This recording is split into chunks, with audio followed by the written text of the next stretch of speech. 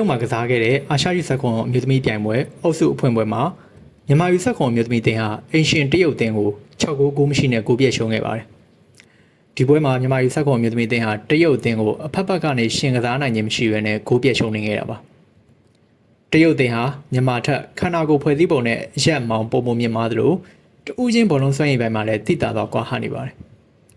မြန်မာယူဆက်ခွန်အမျိုးသမီးတင်ကတော့ဒီပြိုင်ပွဲဝင်အသင်းတွေမှာလူကောင်းအသေးဆုံးအသင်းဖြစ်လဲသတ်မှတ်ခံထားရပါတယ်။မြန်မာကစားသမားတွေရဲ့ပြန်မှတ်ရက်မောင်းက159.65 စင်တီမီတာပဲရှိပြီးတော့ကိုယ်လေးချိန်က50 ကီလိုဂရမ်ပဲရှိတယ်လို့အာဆီယံဖုတ်ဘောကဖော်ပြလာပါတယ်။မြန်မာယူဆက်ခွန်မျိုးသမီးတင်ဟာဒီပွဲမှာခန်းစစ်ပိုင်းကိုဦးတည်ထားပြီးတော့ခန်းစစ်ကနေကောင်တာပြန်ကစားဖို့အတွက်တိုက်စစ်မှာ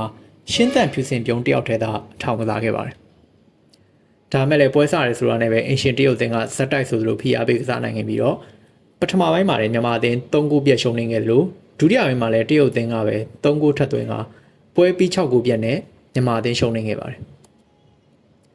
ဒီပွဲမှာမြန်မာယူဆက်ခွန်မြတ်မီကစားသမားလေးတွေစူးစမ်းမှုနဲ့ကစားအကောင်းပေမဲ့တဦးချင်းမာကင်ကတ်တာတွေ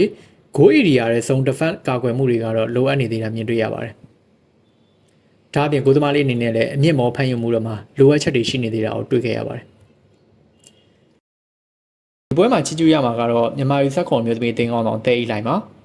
ဂိုးတကိုးသွင်းခံရတိုင်းစိတ်တက်ကြသွားတဲ့ကစားသမားလေးတွေကိုအသင်းကောင်းဆောင်ပြီးလိုက်အားပေးနေတာတွေ့ရသလိုတပွဲလုံးမှာလည်းသူကိုယ်တိုင်အားကျိုးမှန်တဲ့ကစားသွားတာမြင်တွေ့ခဲ့ရပါတယ်။ဒါကလည်းပြိုင်ပွဲတစ်ပွဲမှာတကယ်ကိုလိုအပ်ပါတယ်။အုပ်စုအဖွင့်ပွဲဖြစ်တဲ့အတွက်ကစားသမားတွေကိုပြည့်ရှုံရင်စိတ်တက်ကြပြီးတော့နောက်ပိုင်းမိနစ်တွေမှာဂိုးရည်တက်ကွာခြားသွားတာမျိုးတွေဖြစ်နိုင်ပါတယ်။မြန်မာယူဆက်ခွန်မြေသွင်းအသင်းပါဝင်တဲ့အုပ်စုကရဲ့အခြားပွဲမှာတော့ VNN နဲ့ထိုင်းအသင်းတို့က2 ခိုးစီတည်ကြခဲ့ပါတယ်။ဒါကြောင့်မြန်မာအသင်းအနေနဲ့အုပ်စုတက်ဖို့မျှော်လင့်ချက်ရှိနေသေးဖြစ်ပြီးတော့လက်ကျန်2ပွဲမှာအနည်းဆုံး1ပွဲနိုင်ရဖို့တော့လိုအပ်နေပါတယ်။ပြိုင်ပွဲစီးမြင့်အရအုပ်စုပထမ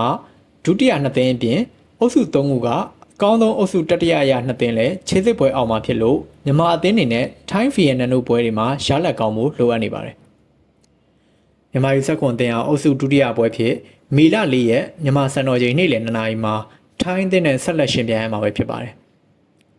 ဒီပွဲမှာရောမြန်မာယူဆက်ခွန်မြို့သမီးအသင်းအနေနဲ့ရလဒ်ကောင်းရနိုင်မလားဆိုတာကိုဆက်လက်စောင့်ကြည့်သွားရမှာပါ။ကျေးဇူးတင်ပါတယ်။